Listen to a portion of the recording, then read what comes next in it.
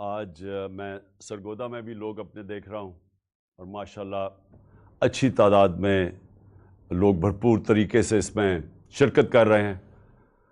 جیلم میں دیکھ رہا ہوں اپنی ہماری مارچ شاہ محمود قریشی اس کو لے کے آ رہے ہیں، اور پھر مردان کے اندر تو مردان بھی آج ہمارے لوگ موبلائزڈ ہیں اور عوام پنڈی کی طرف مارچ کو لے کے آ رہی ہے۔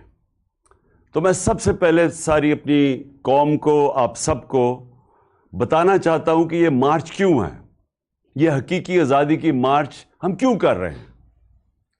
سب سے پہلے کہ ہم یہ مارچ اس لیے کر رہے ہیں کہ اس ملک کے اوپر جو چور مسلط کیے ہوئے ہیں، جن کو ایک سازش کے تحت ہمارے اوپر بٹھایا گیا ہے، جو 60% سے زیادہ جو ہماری کیبنٹ ہے وہ ضمانت پہ ہے، اور جو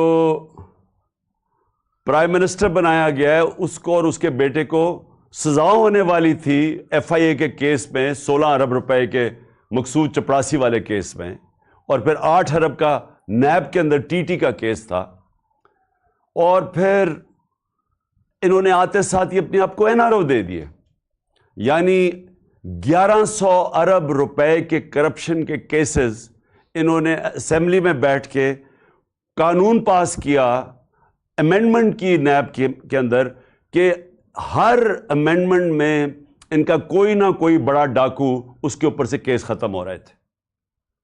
تو سب سے پہلے تو یہ کہ ہم اس لیے جا رہے ہیں اسلام آباد میں، یہ ہمارا حق ہے پرامن احتجاج کا ایک جمہوریت کے اندر، کہ ہم احتجاج کریں کہ ہم بھیڑ بکریاں نہیں ہیں، ہم انسان ہیں، ہم امر بالمعروف پہ کھڑے ہیں، جو کہ اللہ کا حکم ہے ہمیں، کہ ہم یہ جب اس طرح کے چور ہمارے ملک کے اوپر بیٹھ گئے ہیں تو ہم اس کے خلاف مظاہرہ کر رہے ہیں، مظاہرے کر رہے ہیں اور مارچ کر رہے ہیں، اور صرف ایک یہ بتانے کی ساری عوام کو، اپنے قوم کو ہم یہ بتا رہے ہیں کہ ہم اس طرح کے ظلم اور ناانصافی کو نہیں تسلیم کرتے۔ تو اس کے اندر جو ہماری کوشش یہ ہے کہ ایک پاکستان میں لوگوں کو سمجھائیں کہ قانون کی حکمرانی کیا ہوتی ہے۔ جب چور اس اوپر آ کے بیٹھ جاتے ہیں اور اپنے آپ کو NRO دے دیتے ہیں تو اس کا مطلب یہ کہ یہاں قانون کی حکمرانی نہیں ہے، یا جنگل کا قانون ہے۔ اور ہم یہ کہنا چاہتے ہیں کہ ہماری جو انصاف کی تحریک 26 سال پہلے شروع ہوئی تھی، اس کا سب سے بڑا مقصد یہ تھا کہ نہ پاکستان میں جمہوریت حقیقی آ سکتی ہے، نہ حقیقی آزادی آ سکتی ہے، کیونکہ حقیقی جمہوریت انسان کو آزاد کرتی ہے، وہ آ ہی نہیں سکتی جب تک رول آف لا نہ ہو، قانون کی حکمرانی نہ ہو، انصاف نہ ہو، اور پھر خوشحالی نہیں آ سکتی پاکستان میں، کسی بھی دنیا کے ملک میں جس ملک کے اندر رول آف لا، انصاف نہ ہو۔ اور ساری دنیا میں نے آپ کو بتایا بھی تھا کہ جتنے بھی ملک سارے خوشحال ہیں، وہ سارے ملکوں میں 90% سے زیادہ رول آف لا ہے، یعنی قانون کی حکمرانی ہے، اور جو سارے غریب ملک ہیں ان کے اندر 10% سے بھی کم قانون کی حکمرانی ہے۔ نائجیریا جو تیل کے ذخیرے پہ بیٹھا ہے، غریب ترین ملک ہے، کیونکہ وہاں جنگل کا قانون ہے، وہاں کرپشن ہے۔ جب قانون نہیں ہوتا، جب انصاف نہیں ہوتا تو کرپشن ہوتی ہے، اور کرپشن ملک کا دیوالیہ نکال دیتی ہے۔ تو اس لیے جو امیر ملک ہیں وہ امیر ہیں اس لیے کہ وہاں انصاف ہے اور وہاں کرپشن نہیں ہے، بڑے پیمانے پہ کرپشن نہیں ہے۔ ان کے وزیر چوری نہیں کر سکتے، اور اگر چوری کرے تو NRO نہیں لے سکتے، ان کا پرائم منسٹر نہیں کر سکتا۔ تو جب پینما کا جو انکشاف ہوا تھا تو جدھر جدھر باہر کے مغربی جمہوریت کے اندر جن لوگوں کے نام آئے تھے وہ سب یا وہ جیل میں گئے تھے، یا ان کو انہوں نے استعفیٰ دیا تھا، یا وہ ختم ہو گئے تھے، قوم نے ان کو مسترد کر دیا تھا۔ تو ہم امر بالمعروف پہ چل رہے ہیں ان چوروں کے خلاف، ہم قانون کی حکمرانی ڈیمانڈ کر رہے ہیں، کہ ہم یہ چاہتے ہیں کہ اس ملک میں انصاف ہو، کہ یہ نہ ہو کہ صرف چھوٹا چور جیل میں جائے اور یہ بڑے بڑے ڈاکو آ کے آج اسمبلیوں میں بیٹھے اور اپنے کیسز معاف کروائیں۔ دوسری وجہ، جب سے یہ آئے ہیں اس ملک کی معاشی قتل ہو چکا ہے، اور یہ میں اب نہیں 6 مہینے سے کہہ رہا ہوں کہ اگر اگر یہ چور اوپر جو مسلط کیے گئے ہیں، اگر آپ سمجھ رہے ہیں کہ یہ کسی ملک کو بہتر چلا لیں گے، تو ان کا 30 سال سے یہ ملک پہ ہمارے ملک کے اوپر حکومت کر رہی ہیں. دونوں جماعتیں 30 سال سے ملک پہ حکومت کر رہی ہیں.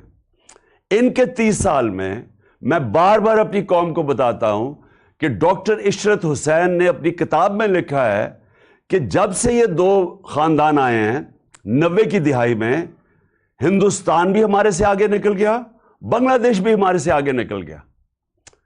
یاد رکھیں کہ 90 سے پہلے پاکستان معاشی طور پہ، ہر طور پہ بنگلہ دیش سے بھی آگے تھا، ہندوستان سے بھی آگے تھا. لیکن ان دو خاندانوں کے آنے کے بعد یہ امیر ہوتے گئے اور قوم مقروض ہوتی گئی. تو ہم کیا چاہتے ہیں؟ ہم چاہتے ہیں صاف اور شفاف الیکشن ہو، ایک نئی گورنمنٹ آئے، تاکہ سیاسی استحکام سے ہماری معیشت میں استحکام آئے. پولیٹیکل سٹیبلٹی ہوگی تو معاشی طور پہ سٹیبلٹی ہوگی. اور میں پھر سے آپ کو یہ کہہ دوں کہ کل میں نے آپ کو کہا تھا کہ پاکستان جب ہم آئے تھے مارچ میں، تو پاکستان کا جو رسک ہے، یعنی اپنے قرضوں کی قسطیں واپس کرنے میں جو رسک تھی یا خطرہ تھا، وہ 5% تھا. کل وہ 64.5% پہ پہنچ گیا تھا.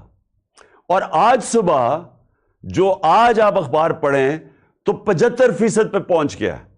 یعنی کہ آج باہر کی دنیا سمجھتی ہے کہ اگر وہ پاکستان کو قرضہ دیں تو 75% چانس ہے کہ پاکستان قرضے واپس نہیں کر سکے گا، ڈیفالٹ کر جائے گا. اور یہ اتنا خطرناک ہے کیونکہ جب یہ دنیا یہ دیکھتی ہے تو کوئی باہر کی دنیا پاکستان میں سرمایہ کاری نہیں کرے گی. کوئی بھی کمرشل بینکس بیرونی پاکستان کو قرضے نہیں دیں گے. اور اندر بھی جب لوگوں کو یہ خطرہ ہو کہ پاکستان ڈیفالٹ پہ جائے گا، تو ڈیفالٹ کا مطلب پھر میں آج آپ سب کو بتا دوں، اس کا مطلب یہ ہے کہ اگر ہم اپنے قرضوں کی قسطیں واپس نہیں کرتے تو باہر سے سارا ڈالر آنے ختم ہو جائیں گے. اور ڈالر جب کم ہو جائیں گے، اور جب وہ کم ہوں گے تو ڈالر کی قیمت اوپر چلی جائے گی، روپیہ گر جائے گا. اور جب روپیہ گرے گا تو اس ملک میں ایک اور طوفان مہنگائی کا آئے گا. تیل، بجلی، پٹرول، جتنی چیزیں باہر سے منگواتے ہیں وہ سب مہنگی ہو جائیں گی. ہر چیز مہنگی ہو جائے گی. تو ایک تو مہنگائی آئے گی اور غربت بڑھے گی. دوسرا، اگر آج میں سرمایہ کاری کرنا چاہتا ہوں تو میں سوچوں گا کہ کیوں میں اپنا پیسہ کسی کارخانے میں لگاؤں جبکہ میں وہ اسی پیسے کا ڈالر خرید لوں، کیونکہ روپے تو نیچے جا رہا ہے اور ڈیفالٹ کی طرف جا رہا ہے. اس لیے یہ خطرہ ہے. اور اس لیے ضروری یہ ہے کہ ہم اس ملک میں صاف اور شفاف الیکشن کروا کے پاکستان کو اس دلدل سے نکالیں جس میں ہم بڑی تیزی سے کھپتے جا رہے ہیں. تو یہ پھر سے یاد رکھ لیں کہ کل ہمارا ڈیفالٹ کی جو رسک تھی وہ تھی 64.5%. پھر سے کہ جب ہم آئے تھے، ہم جب آخر میں تھے، ہماری جب حکومت جانے لگی تھی تو وہ 5% تھی. کل 64.5% پہ تھی اور آج 75% پہ ہے. کہ اور لوگ سمجھ رہے ہیں کہ پاکستان کی معیشت ڈوبتی جا رہی ہے اور وہ اس میں اتنی طاقت نہیں کہ اپنے قرضوں کی قسطیں واپس کر سکیں.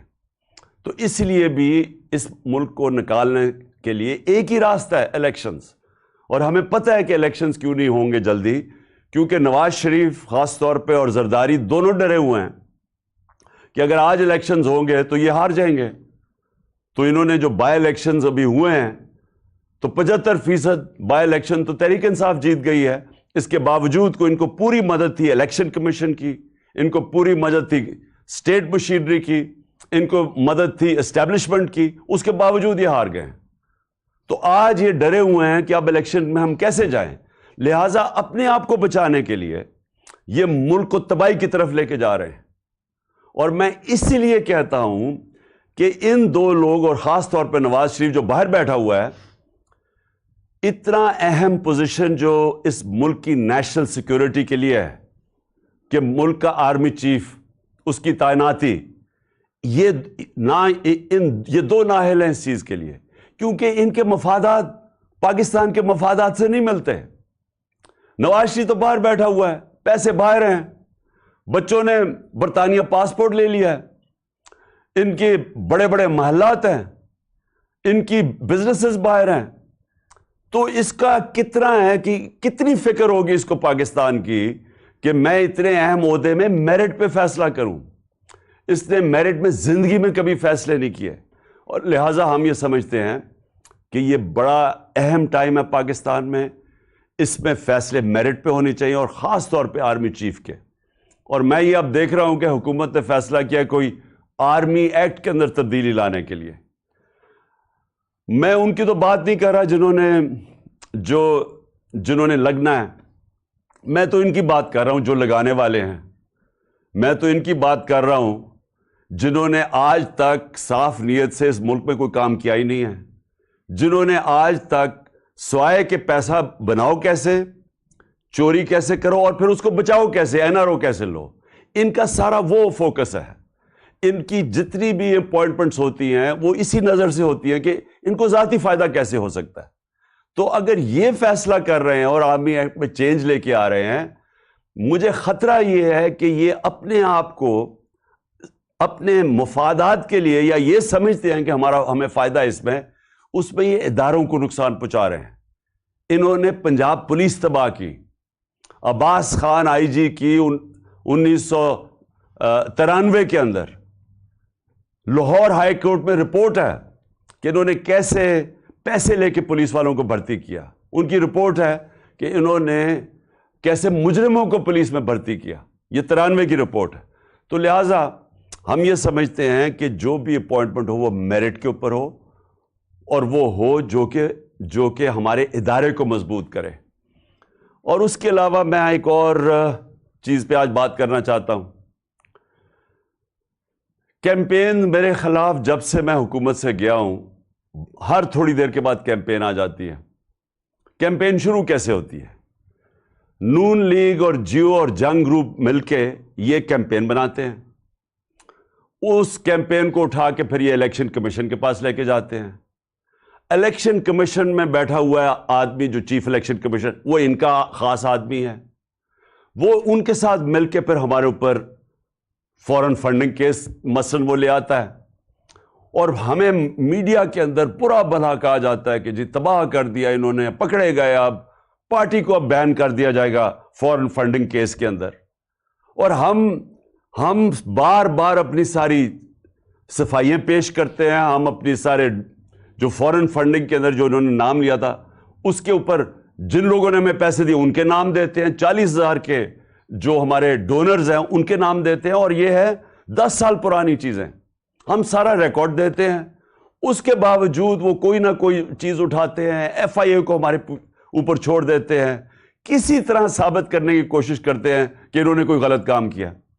تھوڑی پہلے پروپیگنڈا کرتے ہیں, پھر کہتے ہیں کہ جی پھر پتہ چل رہی ہے یہ فورن فنڈنگ تو تھی نہیں, اب جی پروہیبٹیو فنڈنگ آ گئی ہے, اور اس کے بعد وہ کیس اپنے پاس رکھ لیتے ہیں.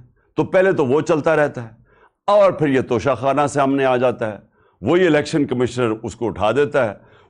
یہ نہیں پتا کہ نیب کے اندر کیس پڑے ہوئے ہیں نواز شریف, یوسف رضا گیلانی اور آصف زرداری کے. 4 گاڑیاں انہوں نے نکالی, 4 بڑی بڑی مہنگی گاڑیاں توشہ خانہ سے نکالی. وہ نیب میں کیس ہے, اور کب ہے؟ 10 سال پرانا کیس ہے, اور وہ کیس پڑا ہوا ہے. ان کو کوئی نہیں پوچھتا. وہ بالکل غیر قانونی ہیں, کیونکہ آپ گاڑی نکال ہی نہیں سکتے توشہ خانہ سے. مجھے بھی ایک گاڑی ملی تھی, آپ نکال ہی نہیں سکتے.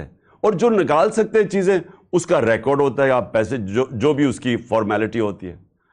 اب انہوں نے توشہ خانہ اٹھایا ہوا ہے. میرے وکیل نے ان کی ساری چیزیں ایک ایک چیز کا جواب دیا. اب انہوں نے ایک نیا کام کیا. کل انہوں نے وہی جو کمبینیشن جیو نون لیگ, اور اس کے بعد انہوں نے ایک فراڈ کو پکڑا. یعنی اگر آپ نے کوئی غلط کام کرنا ہے تو اس میں بھی کوئی عقل ہونی چاہیے, لیکن یہ اتنے بیوقوف ہیں کیونکہ مجرم جرائم پیشہ لوگ ہیں یہ. انہوں نے بیٹھ کے جس آدمی کو لے کے آئے, وہ سوشل میڈیا نے سارا بتا دیا کہ وہ ایک بھاگا ہوا ہے ناروے سے, اس کے اوپر کتنے کیسز ہیں, اس نے پاکستان کی FIA نے اس کے اوپر اس کے اوپر کیسز تھے, یہاں مانگنے کی کوشش کی, یعنی اس کی پوری تاریخ ہے. اس فراڈ کو انہوں نے کہا کہ جناب پورا ایک پروگرام کیا کہ اس نے کہا جی عمران خان کی گھڑی اور اتنی مہنگی بک گئی. اور میں ان کی عقل پہ حیران ہوں کہ وہ سارا کیس, وہ جو رسید ہے وہ تو پڑی ہوئی ہے توشہ خانہ کے اندر, یعنی کتنے کی گھڑی بکی ہے وہ سب کچھ ہے, ریکارڈ اویلیبل ہے. اور انہوں نے پورا پروپیگنڈا کیمپین کی. تو میں نے فیصلہ کیا ہے کہ میں اب پہلے میں نے تو اس کے اوپر بھی کرنی تھی, فورن فنڈنگ کے اوپر بھی. اس الیکشن کمیشن نے میرے پر ڈالا کہ عمران خان کو پتا ہوتے ہوئے کہ یہ غلط فنڈنگ ہے, اس کے باوجود اس نے اس کی اجازت دی. میں تو اس کے اوپر بھی, اس کے اوپر الیکشن کمیشن کے اوپر میں نے ہرجانہ کرنا تھا. لیکن میں آج افسوس سے یہ کہنا مجھے پڑتا ہے کہ ہمارا جو انصاف کا نظام ہے اس میں مجھے امید نہیں ہے کہ مجھے کوئی ملے گا, انصاف ملے گا. لہٰذا اس باری میں نے کیا کیا, میں یہ جیو گروپ کے خلاف لندن میں اب کیس کر رہا ہوں. میں نے وکیل سے بھی بات کر دی ہے, میں اس کے اوپر لندن میں کیس کروں گا. اور وہ اس لیے کروں گا کہ میں وہاں لندن میں ہماری رجسٹرڈ چیریٹیز ہے جس کا میں سربراہ ہوں, نمل یونیورسٹی اور شوکت خانم کی. اور کیونکہ انہوں نے یہ وہاں بھی چلتا ہے تو ادھر میں اب ان کے اوپر کیس کروں گا کہ یہ جو میرے اوپر انہوں نے جو میری کردار کشی کی ہے, اب یہ وہاں جواب دے گے, کیونکہ ہم پیسے اکٹھے کرتے ہیں شوکت خانم کے لیے اور نمل کے لیے. تو لہٰذا میں لندن میں بھی کیس کروں گا. یہ جو شخص ہے, یہ جو فراڈ ہے, اس کے اوپر میں دبئی میں بھی کیس کروں گا, اور ان کے اوپر یہ جیو کے اوپر دبئی میں بھی کیس کروں گا, اور پاکستان میں بھی کیس کروں گا. اور میں نے فیصلہ کیا ہے کہ اب ہم ان کو اس لیے عدالت میں لے کے جائیں گے کہ ہم ثابت کریں گے کہ ان کا جو طور طریقہ ہے, یہ جو جیو گروپ ہے, یہ اس ملک کے اندر پروپیگنڈا کرتا ہے. یہ جو جیو گروپ ہے اس کا مقصد اس ملک کے اندر آزادی صحافت نہیں ہے. یہ اس کو اپنے میڈیا گروپ کو استعمال کرتا ہے, یہ ایجنڈاز کے لیے استعمال کرتا ہے. یہ جو انہوں نے آدمی کو پکڑا اور جو دبئی میں یہ جو سارا دبئی سے اور یہ جو پروگرام کیا ہے, اگر یہ دیانتداری سے صحافت کرتے تو ان کو پتا تھا کہ یہ فراڈ آدمی ہے. کبھی ایک آدمی, جس آدمی کی کریڈیبلٹی کوئی نہیں ہے, اس سے تم 10 دفعہ سوچتے ہو کہ اس سے ہی آپ اس کے نام پہ یہ پروگرام کر رہے ہو. تو اگر آپ ایمانداری سے صحافت کرتے, آپ کبھی ایسے گواہ کو نہیں لیتے. لیکن انہوں نے اس کو پوری طرح اس پروگرام کو ایسے بنایا اس گواہ کو کہ جیسے واقعی یہ سچ ہے. تو اس لیے اب مجھے کم از کم برطانیہ کی عدالت کو تو مجھے پتا ہے, کیونکہ میں نے وہاں ایک کیس لڑا ہوا ہے. اور مجھے اتنا بھی پتا ہے کہ 2 ہمارے لوگوں کے اوپر جب انگلیاں اٹھائی گئی, اور اس میں سے ایک ہمارا جو وزیر تھا اس نے لندن میں جا کے انصاف لیا. تو میں بھی انشاءاللہ ادھر اب ان کے اوپر کیسز کروں گا, تینوں جگہ کے اوپر. اور میرا جو آخر میں جو میری پھر سے اپنے سپریم کورٹ کے چیف جسٹس صاحب سے بڑی ریسپیکٹفلی, آنریبل چیف جسٹس سے پھر میں اپیل کرتا ہوں کہ 5ویں دن ہو گیا ہمارے سینیٹرز اور ہمارے پارلیمنٹیرینز کوشش کر رہے ہیں کہ کیس ہمیں انصاف ملے. اور انصاف کسے ملے کہ اگر پاکستان کا جو نمبر 1 انویسٹیگیٹو جرنلسٹ ارشد شریف, اس کے لیے ہمیں انصاف چاہیے. کیونکہ جو بھی ہوا پتہ چلانا چاہیے کہ کس نے دھمکیاں دی اور اس کو باہر بھجوایا, کیوں اس کی جان خطرے میں تھی, یہ کون سا اتنا بڑا ملک سے غداری کر رہا تھا کہ اس کی جان خطرے میں اور اس کو ملک سے باہر جانا پڑے. اور پھر کس نے پھر اس کوشش کی دبئی سے ان کو واپس لانے کی, تو اس کو کینیا جانا پڑا. یہ میں چاہتا ہوں کہ ہمارے سپریم کورٹ اس کے اوپر پوری طرح تحقیقات کرے, کیونکہ یہ صرف یہ نہیں کہ ایک پاکستان کا نمبر 1 جرنلسٹ اس کی شہادت ہوئی ہے, یہ سارے باقی صحافیوں کے لیے بھی اگر سپریم کورٹ ان کے ساتھ کھڑا ہوگا تو تبھی وہ صحافی جو دیانتداری سے کام کرتے ہیں, جو ان کے ضمیر کی کوئی قیمت نہیں ہوتی, وہ تبھی اس ملک کے اندر صحیح معنی میں اپنے آزادی صحافت ہوگی اور اپنے حق اور سچ کے لیے کھڑے ہوں گے. تو اس لیے میں سب سے پہلے تو یہ, اور پھر سے میں اعظم سواتی کا کہتا ہوں کہ یہ پاکستان کا سینیٹر ہے. ایک ملک کا سینیٹر سے اگر یہ ہوتا ہے جو اعظم سواتی سے ہوا ہے, اور یہی نہیں کہ جو اس کے اوپر تشدد کیا گیا اور ایک ٹویٹ کے اوپر. اور میں یہ دیکھ رہا تھا کہ اسلام آباد ہائی کورٹ میں ایک جج صاحب نے یہ کہا ہے کہ ٹویٹ کے اوپر آپ کسی کو بھی یہ نہیں کہہ سکتے کہ ملک میں کوئی بغاوت کرنے جا رہا ہے. یعنی اس نے بڑا اچھا میں داد دیتا ہوں کہ بڑا اچھا بیان دیا ہے. تو اس سے جو ہوا ہے ایک ملک کے سینیٹر سے, اور جس طرح پھر وہ جو ان کی وائف کے ساتھ جو ان کو ویڈیو بھیجی گئی ہے, یعنی اس طرح کی چیز اگر ہماری سب سے بڑا جو آخری جو لاسٹ ریزورٹ والا انصاف لینے والی جگہ سپریم کورٹ, اگر ہمارے چیف جسٹس صاحب سپریم کورٹ اس طرح کے اعظم سواتی جیسے آدمی کو, ایک سینیٹر کو, ایک نمبر 1 جرنلسٹ کو, اور پھر تیسرا ملک کا ایکس پرائم منسٹر, سب سے بڑی پارٹی کا جو سربراہ ہے, اگر ہمیں انصاف نہیں ملے گا تو اس کا مطلب تو اس ملک میں کسی کو تو اور کوئی چانس ہی نہیں ہے انصاف ملنے کی. عام آدمی تو کوئی سوچ بھی نہیں پھر سکتا کہ طاقتور کے سامنے جب وہ کھڑا ہوگا تو اسے انصاف ملے گا. تو یہ ایک ملک کے ڈیفائننگ مومنٹس ہے, فیصلہ کن وقت ہے ہمارے ملک کا. اور اس لیے ہم ریکویسٹ کرتے ہیں کہ اس ملک کو حقیقی طور پہ آزاد کریں, انصاف دے کے. انصاف دیں گے ہی تو قوم آزاد ہوگی. جب میرے پاس حقوق ہوں گے تو وہ مجھے آزاد کرے گا. یہاں کے جو پاکستانی باہر جاتے ہیں کام کرنے کے لیے, اور میں نے اپنی آنکھوں سے دیکھا ہے, برطانیہ کے اندر 50 سال پہلے میں نے دیکھا مزدور پاکستان سے گئے کام کرنے کے لیے, لیکن کیونکہ وہاں انصاف کا نظام ہے, حقوق ان کو تحفظ دیتا ہے, کیونکہ وہاں لوگ آزاد ہیں. ہمارے پاکستانی وہاں زیادہ آزاد ہیں, نچلے طبقے کے لوگ وہاں زیادہ آزاد ہیں کیونکہ پروٹیکشن ہے. دیکھتے دیکھتے کہاں سے کہاں پہنچ جاتے ہیں, وہ خوشحال ہو جاتے ہیں, وہ ان کے بچے کوئی ڈاکٹر بن جاتا ہے, کوئی کچھ بن جاتا ہے, کیونکہ جو معاشرہ ہے وہ موقع دیتا ہے لوگوں کو اوپر آنے کے لیے, کیونکہ وہ انصاف دیتا ہے, وہ لوگوں کے حقوق کی حفاظت کرتا ہے. تو پاکستان میں بھی وہ وقت ہے کہ ہم اس ملک کو اب ایک آگے لے کے جائیں.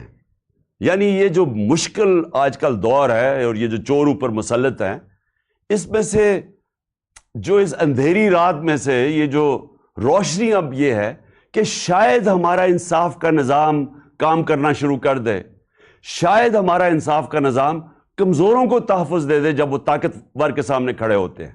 اور یہی میں ہمیشہ کہتا ہوں کہ ہمارا ملک اسلام کے نام پہ بنا تھا. عظیم نعرہ تھا پاکستان کا, مطلب کیا, لا الہ الا اللہ, کہ وہ لا الہ الا اللہ جو انسان کو آزاد کرتا ہے, کہ جب وہ سوائے اللہ کے انسان جب کسی کے سامنے نہیں جھکتا وہ انسان آزاد ہو جاتا ہے. اور پھر جو قانون ہوتے ہیں اسی لا الہ الا اللہ کا جو فلسفہ ہے وہ پھر انصاف اور عدل اور انصاف کے قانون وہ پھر انسان کو پروٹیکٹ کرتے ہیں, آزاد کر دیتے ہیں. تو ابھی تک تو انصاف نہیں ملا اس ملک میں لوگوں کو, اور اسی لیے ہم آگے نہیں بڑھ سکے, اس لیے ہم مقروض ہیں, اس لیے ہم دنیا میں باہر قرضے مانگتے پھرتے ہیں, اس لیے آج یہ جو 75% پاکستان کی اب رسک فیکٹر بن گیا ہے کہ ہم اپنے قرضے نہیں واپس کر سکتے. تو یہ وجہ یہ نہیں ہے کہ ملک میں وسائل کی کمی ہے, وجہ نہیں ہے کہ ہمارے لوگ ٹیلنٹڈ نہیں ہیں, یہ باہر جا کے بڑے بڑے کام کرتے ہیں. وجہ یہ ہے کہ پاکستان کے اندر حقیقی آزادی نہیں ہے, کیونکہ عدل اور انصاف نہیں ہے. تو اس لیے چیف جسٹس صاحب ساری قوم آپ کی طرف دیکھ رہی ہے, اور میں اور قوم کو آج کہتا ہوں کہ انشاءاللہ آپ سب نے تیاری کرنی ہے پنڈی کی, اور میں 1 یا 2 دنوں کے اندر آپ کو بتا دوں گا کہ وہ کون سا دن ہے جب ہم سب پہنچیں گے پنڈی, اور انشاءاللہ پھر وہاں جا کے اگلا اپنا پلان ہم کریں گے. لیکن جو بھی ہمارا پلان ہوگا وہ پرامن ہوگا, وہ آئین کے بیچ میں ہوگا, ہم کسی قسم کی قانون کی خلاف ورزی نہیں کریں گے, ہم ساری وہ چیزیں کریں گے جو کہ ہمارا آئین ہمیں اجازت دیتا ہے.